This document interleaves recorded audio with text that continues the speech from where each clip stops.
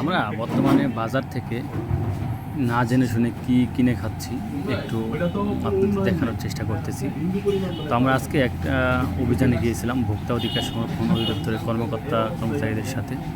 তো আমাদের পুলিশের টিম তাদেরকে সহযোগিতা করার জন্য আমরাও সাথে গিয়েছিলাম। তো একটা বেকারিতে আমরা অভিযান পরিচালনা করি। সেখানে যাওয়ার পর তো আমরা আসলে পুরাই হতবাক যে একটা অপরিষ্কার অপরিচ্ছন্ন দেখেন, এইটাই ভিতরে কিন্তু কেক বানানো হয়। তো কেকটা যেখানে বানানো হয় কি অপরিষ্কার, প্লেটের উপরে দেখছেন একদম ময়লার স্তূপ পড়ে আছে। আমরা প্লেট বলি কিংবা ডাইস বলি, যেটাই বলি না কেন, এটা সহ আর কি চুলার ভিতরে দিয়ে দেয়। পরে ওখান থেকে আগুনের গরমে কেকটা ফুলে যায়। দেখেন একদম অপরিষ্কার অপরিচ্ছন্ন, প্রত্যেকটা ডাইসে এরকম। মানে আপনি প্রথমবার দেখলে খুবই হতবাক হবেন যে আসলে কি আমরা এগুলো কিনে খাচ্ছি, এই অস্বাস্থ্যকর খাবারগুলো। তো আমরা আসলে পুরো বেকারিটা ঘুরে দেখার চেষ্টা করেছি, সব জায়গাতেই এরকমই অবস্থা ছিল। পরবর্তীতে ভোক্তা অধিকারের যে কর্মকর্তারা ছিল তারাও এটাকে খুবই খারাপ চোখে দেখেছে যে এটা আসলে কীভাবে সম্ভব, এই এত অপরিষ্কার অপরিচ্ছন্ন প্রত্যেকটা জিনিসে। দেখেন এখানে এটাতে ময়দা হচ্ছে মিক্সড করা হয়, এই যে এখানে ময়দা মিক্সড করা আছে, কেটে হয়তো বা কোনো বিস্কিট কিংবা কেক বানানো। দেখেন মাছি বসে আছে কত সুন্দর। এই যে এটা হচ্ছিল বিস্কিটের কারখানা না হয়ে মাছির কারখানা হলে মনে হয় ভালো হতো। দেখুন মাছিরা দল বেঁধে বসে আছে, ময়দার বস্তা, চিনির বস্তা, সব কিছুর উপরে মাছ। একদম এই যে ডালটা এটার ভিতরে হচ্ছিল, এটা আর একটা মেশিন, এটার ভিতরে ময়দা মিক্সড করা। এরকম অবস্থা দেখছেন, এটা কি বলবো আসলে বলার কিছু নাই। তো আমরা আসলে হতবাক হচ্ছিলাম যে ভোক্তা কীভাবে অস্বাস্থ্যকর খাবার খাওয়ানো হচ্ছে। তো আসলে শুধু এরা না, অনেক বেকারি আছে আমার মনে হয় বাংলাদেশে, আনাচে কানাচে শহর গ্রামে অলিতে গলিতে এরকম অনেক বেকারি আছে যারা অস্বাস্থ্যকর পরিবেশে খাবার তৈরি করছে।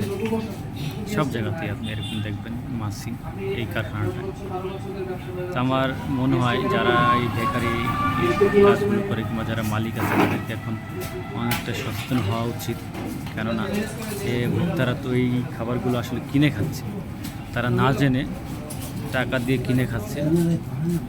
তো এটা আসলে অনেকটাই বড় অপরাধ আমি মনে করি। শুধু আমি না, সবাই যারাই দেখবে তারাই এটাকে অপরাধ হিসেবেই গণ্য করা হবে। সব জায়গাতে একই অবস্থা, সব জায়গাতে একই অবস্থা, বলার ভাষা নেই আসলে। দেখুন কি অবস্থা, মাছিতে ঘিস ঘিস করতেছে।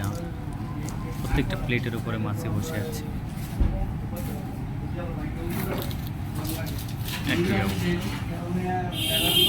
আর এই আপনার ফ্লোরটা একদম তেল তেলে ছিটছিটে অবস্থা, একদম গা ঘিন ঘিন করে এরকম অবস্থা দেখলে। আমরা আসলে আরও ভিতরে যাওয়ার চেষ্টা করেছি, আপনাদেরকে সেটাও আমি দেখাবো একটু পরে। এই যে আপনার কারখানাটা মনে হয় অনেকটা পুরনো, এই অবস্থা। অনেক উপর দিয়ে দেখলাম টিনের খুলে গেছে।